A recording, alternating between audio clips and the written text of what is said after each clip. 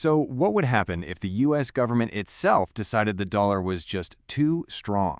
Today, we're diving into a really fascinating analysis of a hypothetical policy shift, one that could literally change the entire global financial system as we know it. It all kicks off with one big, provocative question that this analysis suggests could really define the next few years.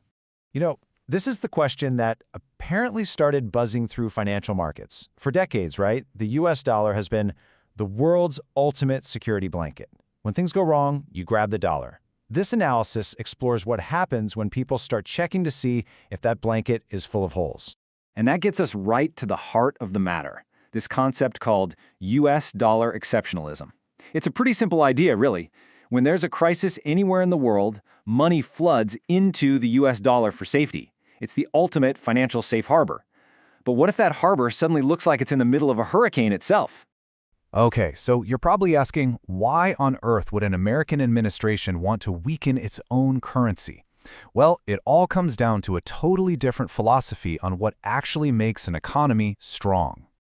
According to this analysis, this one idea is the key to the entire strategy. See, a strong dollar makes American-made stuff more expensive for other countries to buy, and that can really hurt your exports. So this completely flips the script.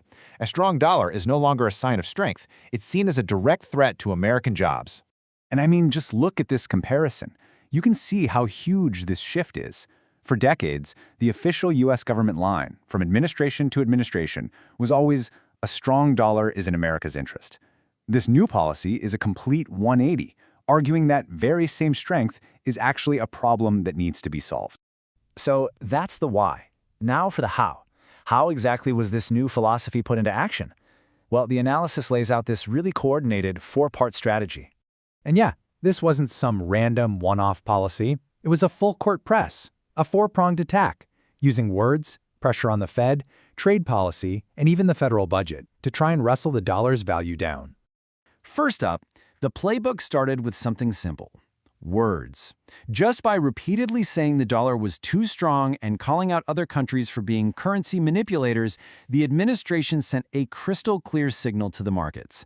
A weaker dollar wasn't just a possible outcome, it was the explicit goal. Then things got really intense. Part 2 was this unprecedented pressure campaign on the Federal Reserve, which is supposed to be independent, right? We're talking about a full-on assault. Public name-calling, constant threats of firing, and even talk of lawsuits and investigations, all designed to bully the Fed into cutting interest rates. All right, lever number 3, trade policy. And the centerpiece here was a bombshell, a sweeping 10% universal tariff on pretty much all imports, unveiled on a day that was reportedly called Liberation Day. But it didn't just stop with tariffs. The administration also started floating the idea of a Mar-a-Lago Accord. This would basically be a reboot of the famous Plaza Accord from 1985, where the world's biggest economies all agreed to work together to weaken the dollar. So you'd be getting international help to do the same thing. And finally, the fourth piece of the puzzle involved the budget and foreign policy. On one hand, you have massive tax cuts creating bigger and bigger deficits. On the other, the heavy use of economic sanctions was pushing countries like China and Russia to actively find ways to trade without using the US dollar at all, a process that people now call de-dollarization. So that's the whole playbook. The billion-dollar question, or I guess trillion-dollar question is, did it actually work? Let's take a look at how the markets reacted, according to the analysis.